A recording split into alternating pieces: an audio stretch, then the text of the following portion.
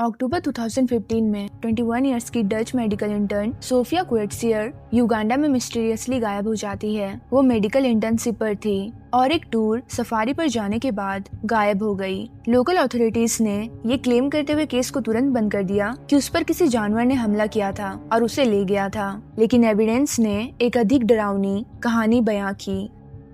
सूफिया Isabella Federica क्वेट्सियर का born 2 अप्रैल 1994 को Amsterdam Netherlands में हुआ था। वो जिराट और मारिया की डॉटर थी और उसके 2 छोटे सिबलिंग्स भी थे। सोफिया को जानने वाले लोग उसे आउटगोइंग और स्मार्ट पर्सन बताते थे। कई इयर्स तक उसने Amsterdam youth theatre school attend करी थी और आर्ट्स के लिए उसके अंदर काफी स्ट्रॉन्ग पैशन था, लेकिन जैसे जैसे वो बड़ी हुई उसने मेडिकल में करियर परस्यू करने का डिसाइड किया। उस टाइम जब सोफिया 21 इयर्स की थी और एक मेडिकल स्टूडेंट थी।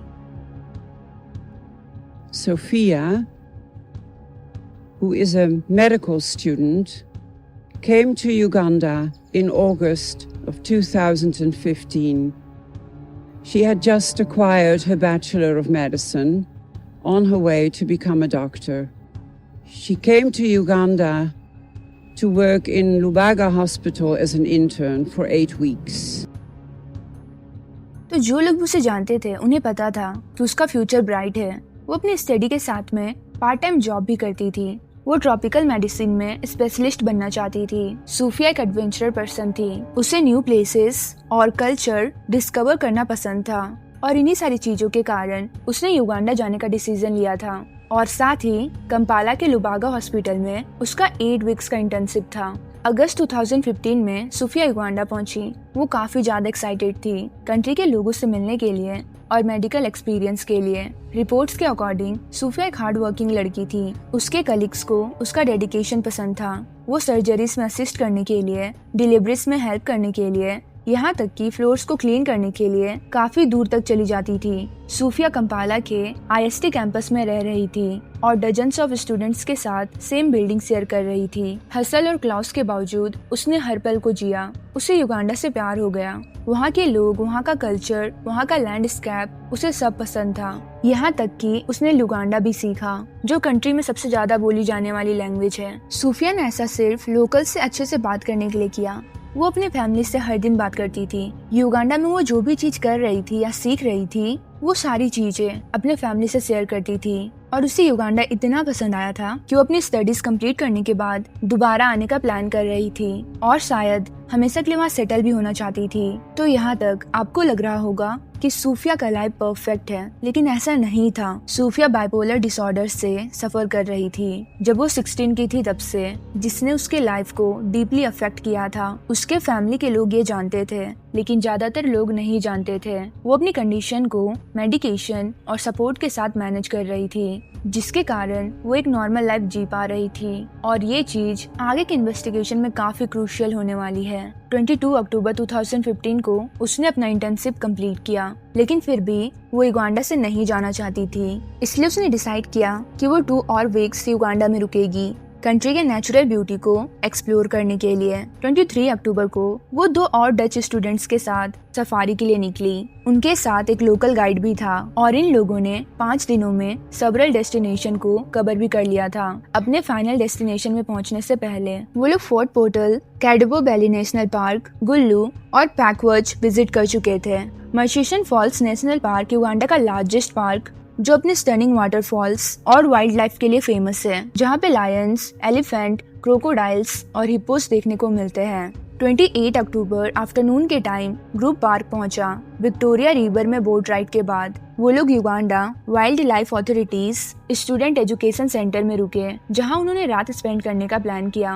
वो स्टूडेंट एजुकेशन सेंटर काफी बेसिक था। सिंपल केबिन्स, कॉमन एरियाज और वॉशरूम जो कुछ दूरी पर था। जैसे ही ग्रुप ने अनपैकिंग शुरू की, सूफिया एक खाली वाटर बोतल जो वो अपने पास रखती थी, जिसमें वो ट्रैश कलेक्ट किया करती थी, उसको लेके वो वॉशरूम के तरफ चली गई। शाम के लगभग 6:30 बज रहे थे और धीरे धीरे अंधेरा हो रहा था। स्टाफ के एक मेंबर ने उसे वॉशरूम के पास में देखा। वो विक्टोरिया रिवर की तरफ देख रही थी, जो कैंप से लगभग 2000 फीट दूर था और वो आखिरी बार था जब सोफिया को देखा गया था। कुछ मिनट्स बाद उसके दोस्तों को रियलाइज हुआ कि वो वापस नहीं आई है, तो उन्होंने वॉशरूम जाके चेक किया, लेकिन वो वहाँ नहीं थी। उन्होंने पूरे कैंपस में उसे ढूंढा, लेकिन सूफिया कहीं भी नहीं थी। वो गायब हो चुकी थी। सोफिया के मिसिंग होने के 15 मिनट में ही उसके दोस्तों ने लोकल रेंजर्स को अलर्ट किया और सर्च तुरंत शुरू हुई, लेकिन अंधेरे के कारण थोड़ी डिफिकल्टी होने लगी। रेंजर्स ने पूरे एरिया में सर्च किया और वहीं सूफिया के फ्रेंड्स ने सूफिया का favourite song Isabella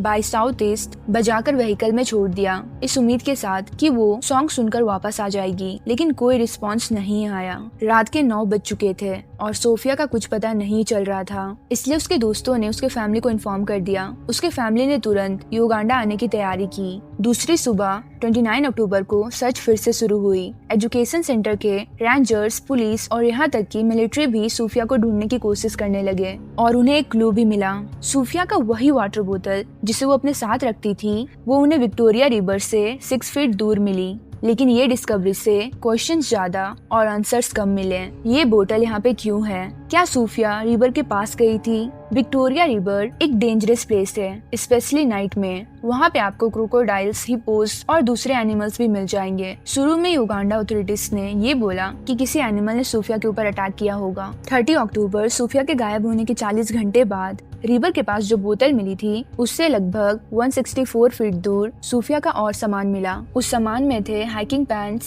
sun glasses, एक सीलिंग नोट और एक खाली सुवनियर बैग। मोस्ट डिस्टर्बिंग, जो फैब्रिक के पीसेस थे वो पॉसिबली उसके पैंट्स के थे, जो ग्राउंड से 16 फीट ऊपर एक पेड़ में टंगे हुए थे। जिस तरह से ये आइटम्स मिल रहे थे ये काफी स्ट्रेंज था, लेकिन उन्हें कोई ब्लड या स्ट्रगल का कोई साइन नहीं मिला था। लेकिन फैब्रिक के पार्ट्स ट्री पे कैसे पहुंचे और उसके बिलोंगिंग्स इस तरह से क्यों बिखरे हुए हैं? वाटर बॉटल से कुछ दूरी पर उन्हें सूफिया का और सामान मिला, लेकिन लोकल रेंजर्स ने कहा कि उन्हें ये सारी चीजें उनके फर्स्ट सर्च के टाइम नहीं मिली थी। ये सारी चीजें सूफिया के मिसिंग होने के 40 घंटे बाद दिख रही है, जिससे इस केस में और भी ज्यादा सस्पेंस बढ़ने लगा। और आगे की इन्वेस्टिगेशन से ये पता चला कि वो पार्ट्स नाइफ से काटे गए थे, ना कि किसी एनिमल के डैमेज से फटे हुए थे, जिससे ये केस एक अजीब मोड़ लेने लगता है। और इस केस के इन्वेस्टिगेटर थॉमस ने बोला कि कोई भी एनिमल इस तरह से पेड़ पर क्लोथ्स और सामान नहीं बिखेरता है, और ये सारे एविडेंस एक दूसरी स्टोरी बयां कर रही थी। किसी ने भी सूफिया की स्क्रीम नहीं सुनी थी और ना ही कुछ ऐसा मिला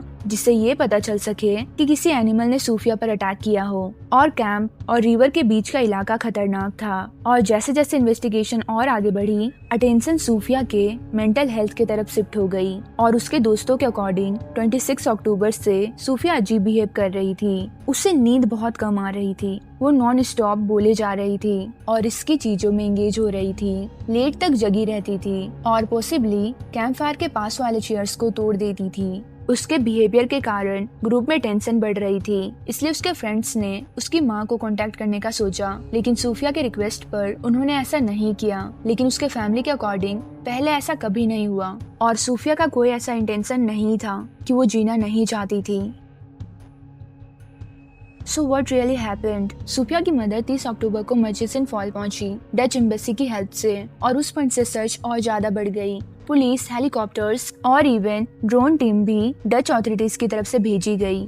इतने एफर्ट्स के बावजूद भी सोफिया का कुछ भी पता नहीं चल रहा था। युगांडा मीडिया ने एक ब्रीफ स्टोरी कवरेज की और इसे तुरंत एनिमल अटैक की तरफ शिफ्ट करने की कोशिश की। केस बहुत जल्दी बंद हो गया। इस बीच डच मीडिया ने इसे इंटेंस के साथ कवर किया और बहुत सारे क्वेश्चंस और पॉसिबिलिटीज राइज किए कि आखिरकार हुआ क्या था उस रात। सूफिया की मदर ने गिव अप नहीं किया। वो 20 बार युगांडा वापस गई और खुद से इन्वेस्टिगेट करने की कोशिश की, और 2015 में उनको एक क्रूशियल लीड मिली। युगांडा वाइल्ड लाइफ अथॉरिटी के एक रिटायर ऑफिसर जिनका नाम स्टेफन नाइड्रू था, उन्होंने एक स्टेटमेंट दी। उन्होंने सूफिया को एक दूसरे ऑफिसर के साथ इंटरेक्ट करते हुए देखा था जिस रात वो गायब हुई थी उसी रात, लेकिन उस ऑफिसर को ऑथोरिटीज ने ना ही कांटेक्ट किया और ना ही क्वेश्चन। मारिया ने यह भी डिस्कवर किया that Uganda wild life authority के 400 लोग ट्रेनिंग पे थे, स्टूडेंट एजुकेशन सेंटर से लगभग 102 माइल्स दूर, जिस रात सूफिया गायब हुई थी। इसलिए सूफिया के सेफ बिलोंगिंग्स को नीदरलैंड भेजा गया डीएनए एनालिसिस के लिए।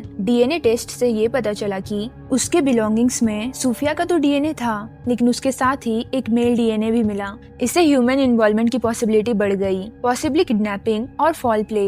एरिया में इतने सारे लोगों का होना, सूफिया का सामान इस तरह से मिलना, इसके बावजूद भी ऑथोरिटीज ने इस केस को बहुत लाइटली लिया। आखिर क्यों? क्या वो किसी को बचाना चाहते थे, या एनिमल को ब्लेम करना क्राइम इन्वेस्टिगेट करने से इजी था, मेल डीएनए मिलने के बाद 2019 में युगांडा के पब्लिक प्रोसिक्यूटर ने न्यू इन्वेस्टिगेशन के लिए ऑर्डर दिया, लेकिन ग्लोबल हेल्थ क्राइसिस के कारण चीजें रुक गई। लेकिन फिर भी मारिया ने सेकंड ऑफिसर के साथ, जिसके साथ सूफिया लास्ट बार देखी गई थी, डीएनए कंपैरिजन करने की कोशिश की। जून 2025 के अपडेट के अनुसार माइकल किजाम्बू को ट्रायल के लिए भेजा गया। ये टूर गाइड था जो सूफिया और उसके दोस्तों को सफारी ले गया था, लेकिन माइकल के पास वैलिड लाइसेंस नहीं था, जिसके कारण अथॉरिटीज ने ये कहा कि शायद सूफिया के गायब होने में इसका हाथ हो सकता है। ट्रायल के टाइम स्टीफन नाइड्रू, जिसने इसके बारे में बताया था कि उसने सोफिया को उस ऑफिसर के साथ देखा था, उन्होंने बोला कि सूफिया और उसके दोस्तों ने स्टूडेंट एजुकेशन सेंटर के रूल्स तोड़े थे, रिसेप्शन पे लाउड म्यूजिक बजाकर। उन्होंने बोला कि सुबह के 4 बजे के अराउंड सूफिया को पैनल्स पर धमाका करते हुए और घास पर आग लगाने की कोशिश करते हुए देखा गया था, जो मेंटल हेल्थ की तरफ इंडिकेट कर रहा था।